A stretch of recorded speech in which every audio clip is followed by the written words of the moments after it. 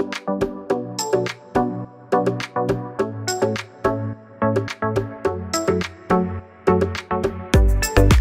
everyone, my name is Julie Stolyarchuk and I would like to welcome you in my session on speaking feedback that empowers. Last year, I was conducting a consultation with one of my students. Every year, all of our students get a certain amount of time that they can use for one-to-one feedback from their course tutor. And so we were getting closer to the end of our consultation, and I said to this student, I said, well, we're nearing the end of this consultation. Is there anything else I can help you with? And at this point, I was kind of hoping she would say no and let me go. But instead, she sighed and said, well, there actually is one thing. Could you tell me in one sentence what I need to do in order to improve my speaking? Wow, that's quite a big ask. So the reason I tell you this is because we're often expected to give feedback like this by our students. They ask us, how can I improve? What do I need to do to become better at speaking? And the additional challenge is that they often ask us to do this spontaneously on the spur of the moment in the middle of class, right after they've finished speaking. So this raises a number of questions. So first of all, how do I give feedback that is objective? How do I give feedback that is useful, that they can act upon? Finally, how do I give feedback that is motivating? So what I'd like to do in this session is to kind of dissect these three aspects, take them apart so that you can then reverse engineer this in your classroom to create speaking feedback that actually empowers your students. So the experience I'm drawing on is 8 years of running speaking clubs, 3 years of teaching for C1 and C2 levels for Cambridge exams, and also my experience as an interlocutor at the internal exam that we held at the Polina Cordic School of English this year. Now, for this first part, you're going to need a pen and some paper. So you can also use your word processor, of course. Please pause the recording, so if you need to make sure that you have everything ready. So just a pen and some paper. You will hear a recording of one of my students. She is B2 going on C1 level. What I've asked her to do is to record a short monologue answering the following question that you can see on the screen. What are the elements of a job that create job satisfaction?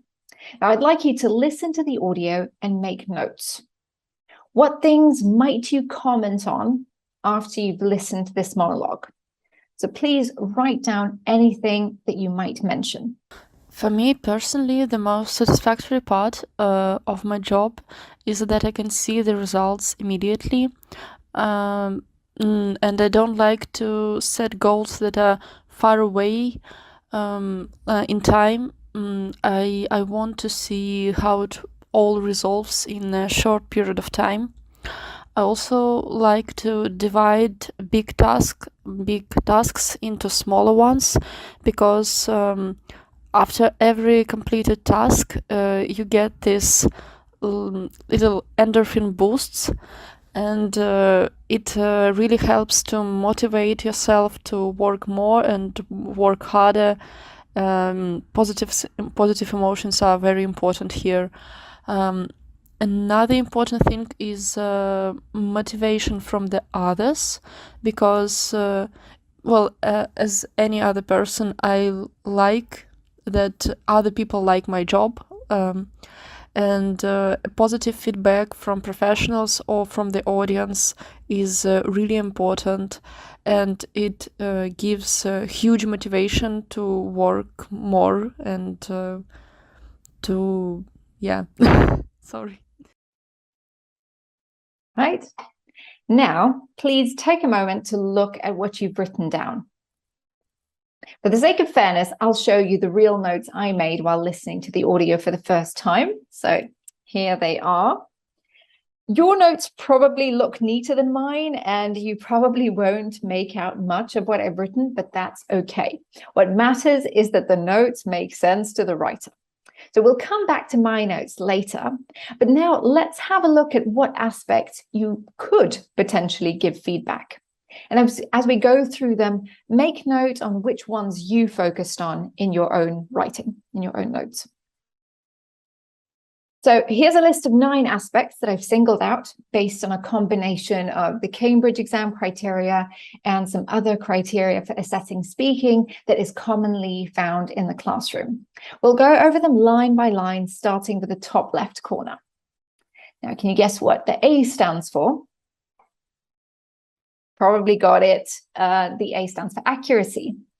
Your notes have probably included something around this. It's basically about how precise the student is in applying the rules that they know, the rules that they have learnt. The F on the other side stands for fluency. This can refer to how fluid and quick the student's speech is. It is sometimes defined as automated language ability. C, anyone? C stands for content. You might be familiar with this joke that has been immortalized in at least a couple of comedy sketches. It's when a student arrives in class in tears, and when the teacher asks them what's wrong, they say, "Oh, my grandpa died." And then the teacher puts her arm around the student and says, "Oh no, you should say died. Let's review the past tense." So in other words, remember that your students are human beings. Yeah, and what they have to say is valid and important on its own, regardless of the grammar. So basically respond to the content first and then to the grammar later. Now the LR, if you've taught for any Cambridge exams, you will know that this stands for lexical range. Pretty self-explanatory. Here you can note how much topic-related vocabulary the student demonstrates, whether they attempt more advanced vocabulary, so all about their vocab. And GR, therefore, stands for grammar range. Same thing here. So do they use the same sentence structures, or is there some variety? Is the length of their sentences varied? These are some of the things you could look at. Another big one that also comes from the Cambridge exam criteria is discourse management. By the way, not measured in the A1 and A2 exams for a very simple reason. So in linguistics, discourse refers to a unit of language that is longer than a single sentence. So therefore, when we talk about discourse management, we are referring to how well the student organizes their talk. So that's why, at lower levels, they're not really expected to produce longer stretches of speech. So some questions you might ask yourself here is, does your student use linking words? Is their speech easy to follow? Do they make clear transitions from one point to the next? So that's all discourse management. The P stands for pronunciation. This includes the pronunciation of individual sounds, linking words together, their enunciation, basically how clearly they speak, and intonation. Do they use intonation for emphasis and for other purposes? The golden rule here is that when we look at something as an error, it must be something that impedes communication, really. So especially when talking about pronunciation, remember that you may well have a Russian accent and good pronunciation. So pronunciation is really about how clearly you speak and how well you can be understood on the basis of that. The I may not be so obvious, particularly in this exercise that you've just done. It stands for interaction. So in a monologue, this might not be so relevant, but let's say if they're working in a pair or in a group, this is a really valuable skill, interaction. It's about drawing in the other person, drawing them into the conversation. Back channeling, or the yeah, I see what you mean, which I hope you're doing as you're listening to this recording. And overall about making the other person feel comfortable. It is an invaluable skill that shouldn't be passed over. And finally, the last aspect that I've singled out is, well, what you could call autonomy.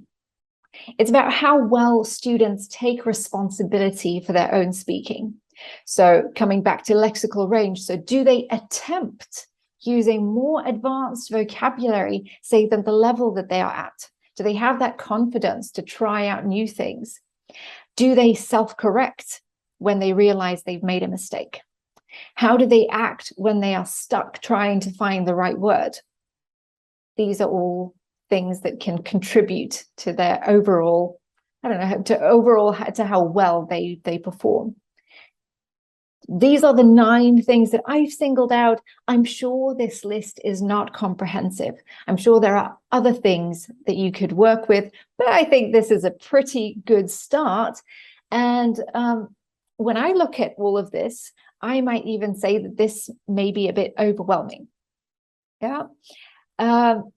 Knowing all of these things, knowing that all of these aspects exist is useful, but isn't necessarily going to help you give really good and effective feedback, especially when you have to do it on the spur of the moment, making notes while your student is speaking. And that's why it's essential that you narrow down your focus. Now, from all this wealth of things you could comment on, how do you know what to focus on? And what you give feedback on is really going to depend on 3 factors. The first one being purpose. In other words, what is the activity testing? Have you asked your student to read a text aloud and you're grading their pronunciation? Is it a monologue? Is it a dialogue? Depending on the purpose of their speaking, you're going to want to look at different things. The next aspect is the setting. Can you listen to the audio a second time, or is it spontaneous? So that will reflect on the amount of feedback you can give. Do the other students hear my feedback? So that may also cause you to choose what to focus on. Maybe you'll want to focus on something that will benefit the whole group. Or if it's just a one-on-one, maybe you'll focus on something that's specific just to this student that may not be so interesting for the others. And finally, capacity. So as I've said earlier, it could be overwhelming to give a student feedback on all the 9 aspects, overwhelming for them, even more so than it is for you. So people generally can't focus on so many things at once. It reminds me of my experience with guest speaking, where I realized I had to answer 5 questions during the monologue I was giving. At the CAE exam, my students struggled to focus on 2 questions, let alone 5. So as a rule of thumb, I would recommend focusing on 2 to 3 aspects. That's probably as much as you can manage to note down straight away, and that's as much as they will be able to actually do some work on to improve. Oh yeah, that was my rule of thumb. Now, let's come back to the notes that I've made, and I'll share with you what these squiggles mean. So you see that I've put some dots next to a couple of words. This is the vocabulary that I liked. Then the DM stands for discourse management, PRON stands for pronunciation. And then on the right-hand side, it says intonation range, and then there's a suggestion of a lexical item. It must be said at this point that giving feedback is not about showing my student how well I know English. You know, the last thing I want to do is put them down by pointing out all of their mistakes. The purpose of my feedback, I will reiterate, is to help them improve. And you know this. And in order to do that, you need 2 types of feedback. So you'll see that there's a line running down the middle of my notes. Why do you think my notes are on either side of this line? If you mentioned corrective and non-corrective feedback, you are absolutely right. So I believe that effective and empowering feedback will always include a mix of what the student needs to improve. the corrective feedback, and what they did well, which is sometimes termed non-corrective feedback. So on the left-hand side, I've placed the non-corrective feedback, the things that I liked, the things I want to praise the student for, the things I want them to keep doing in the future. And then on the right-hand side is my corrective feedback. So some things they need to work on, some errors that came up. There's no special reason. I put one on the left and one on the right. I guess I just like to start with the positives. Also, I'm left-handed. Maybe that has something to do with it. You can put them down in whatever order you like, as long as it makes sense to you. But now the question arises, so, okay, we've made these notes. How do we turn these notes into actual feedback? Коллеги, школа Дмитрия Никитина приглашает вас на курс Teaching Adults. Это 3-месячный онлайн-курс, созданный для преподавателей, обучающих взрослых. Программа курса имеет максимально практическую ориентацию. В течение 3 месяцев каждую неделю будет проходить одно занятие с экспертами мирового уровня. На занятиях участники курса будут участвовать в обсуждениях и выполнять задания в парах и группах. Курс проводится на английском языке. Подробности можно узнать по QR-коду на экране или по ссылке в описании. So, when we prepare our students for C1 and C2 level exams, we find it helpful to give them some sentence frames. For instance, when they're comparing 2 pictures, they might need some sentence frames for speculation, such as, "It seems that," or "This woman looks as though she is blah, blah, blah." And I thought it might be helpful to offer us teachers similar speaking frames, but for giving feedback. And this is especially important if we want to make sure that our feedback really guides our students in the right direction and also keeps them motivated. Okay, so let's have a look at a few for non-corrective feedback. You could say, "I really liked, I really enjoyed the way you did this and that." Or, "One of your strengths is," you used a wide range of vocabulary, grammar, you name it. "One thing you do really well is," and I want you to keep doing this or that. I want you to keep punctuating your sentences with that intonation. In terms of corrective feedback, here are some ideas. "One area for improvement is," "One thing you might want to focus on is," "One thing you could practice," "One suggestion is," to do this and that and that. "And if you want to improve further, you could." Yeah. So coming back to my notes, let's see how I might turn these notes into actual feedback. So these were the notes. And let's say I'm just going to focus on vocabulary now. So I might say to the student, "What I enjoyed about your talk was the way you used some advanced vocabulary, such as resolve and endorphin boost. You used them confidently and accurately. One suggestion: there was a moment where you said you don't like making plans that are far away in time. A good expression to use here is long-term plans." That's just to give you an idea of what it could be like. And now, over to you. I'd like you to listen to the recording once again, and this time focus on just one aspect. Let's start with discourse management. So remember, it's about how the speech is structured, about linking words, about how easy the speech is to follow. So please get out your notes so you can build on what you've already maybe written down, add to that. Okay? So I'm going to play the audio for you once again. For me personally, the most satisfactory part of my job is that I can see the results immediately. And I don't like to set goals that are far away in time. I want to see how it all resolves in a short period of time. I also like to divide big tasks into smaller ones, because after every completed task, you get this little endorphin boosts, and it really helps to motivate yourself to work more and work harder. Positive emotions are very important here. Another important thing is motivation from the others, because as any other person, I like that other people like my job, and positive feedback from professionals or from the audience is really important, and it gives huge motivation to work more and to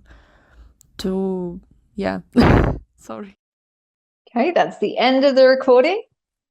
Now, have a look at your notes, pause the recording, and try to say a couple of sentences as you would to a real student.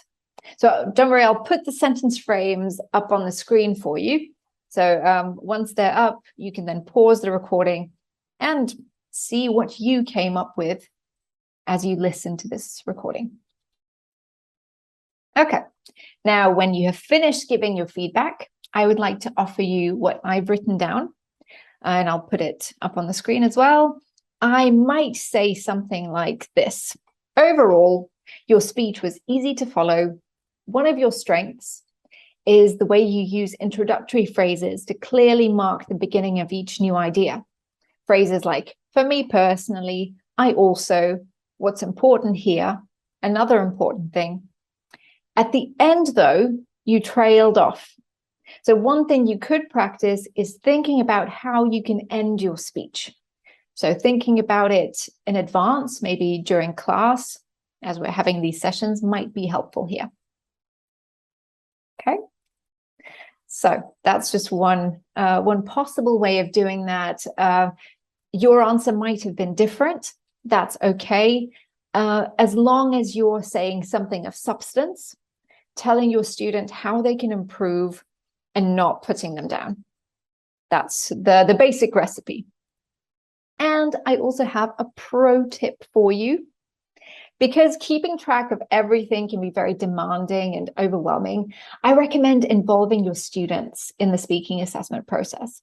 So at our C1 and C2 level courses, we have a system of checklists and questions that students answer while their group mates are speaking.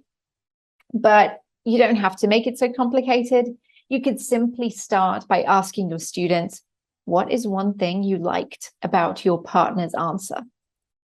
This not only takes the load off you, but can also yield some really interesting and useful results. For instance, your students might notice something that you'd missed. Yeah.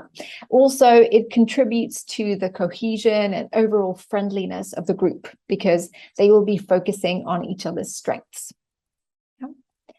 So, to recap, I would like you to remember from today's session that you need to be aware of the range of aspects that you can assess. Consider the purpose and the setting of your assessment. Restrict your comments to 2 to 3 aspects at a time. Mind your language. In other words, be aware of how it may influence them. Focus on language that would empower them rather than put them down. And to add to that, balance your corrective and non-corrective feedback. Good mix is usually key. Finally, get your students to help you give that feedback. So I hope that you have got something useful out of this. Giving speaking feedback that empowers is really a skill that you can build. And I hope that breaking down this process has been helpful to you, that you can use these little tips to create more satisfaction and even better outcomes for your students. Let us stay in touch. You're very welcome to connect with me on social media, and you have a wonderful day.